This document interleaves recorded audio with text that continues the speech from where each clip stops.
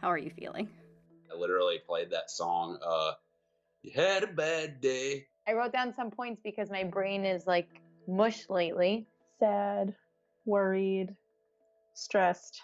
Basically, like all of the negative emotions. This probably sounds super familiar, and that's because a lot of us are feeling stressed right now. But this isn't normal stress. This is pandemic stress, and it is messing with our brains in a very specific way. When you get stressed, it triggers a chain reaction that starts in the amygdala, your emotional processing headquarters. Your eyes and ears send info to the amygdala, and it determines if what you're seeing and hearing is stressful.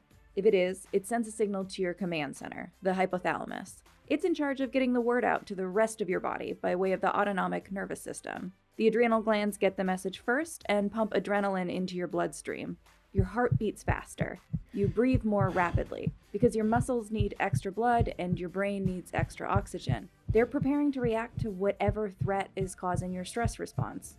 All of this happens in the blink of an eye. It's like how people can jump out of the way of a car without really thinking about it. The emotional amygdala basically overrides your prefrontal cortex, the part of your brain where all the logic happens. So you don't get a chance to think things through. You just react. Once the threat dies down, though, the parasympathetic nervous system takes over and returns all those heightened reactions to normal.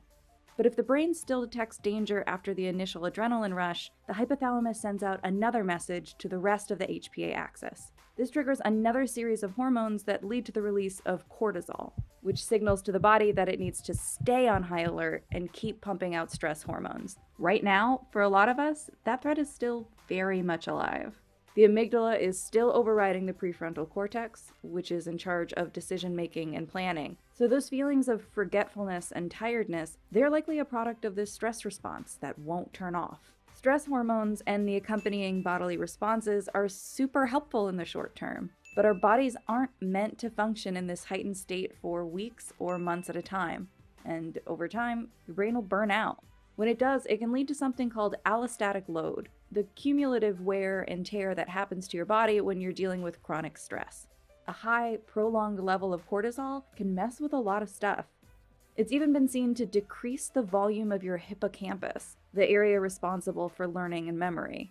And a reduced hippocampus is more often seen in people with depression than those without. So all this is to say that extra stress is probably not doing your brain or your body any favors. And humans are historically really bad at making decisions when they don't know what's going to happen. So what can you do to reduce allostatic load? Reduce stress. Eating well, exercising, and maintaining a regular sleep schedule cannot be overlooked. Exercising alone can reduce stress hormones, even with just a 20-minute walk.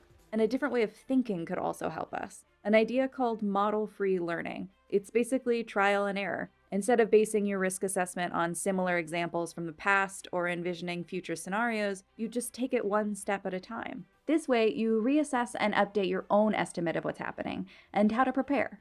We're dealing with a new virus, constantly changing policies, and likely a completely different schedule and maybe even environment. Our brain is on high alert at all times to identify potential threats. Which means that even if you're spending most of your time laying around, your brain isn't. So try not to beat yourself up for feeling tired or fuzzy or unmotivated. You just don't need anything else to stress about. Now that you know all of this, how are you feeling? To be honest, I do still feel the same. I think I'm feeling a bit better after watching it. It's actually my body is exhausted from feeling things and being under stress all day, all the time. Whenever I feel that allostatic load starting to weigh down on me, I can put a name on it, a face on it, and it makes it a lot easier to deal with it.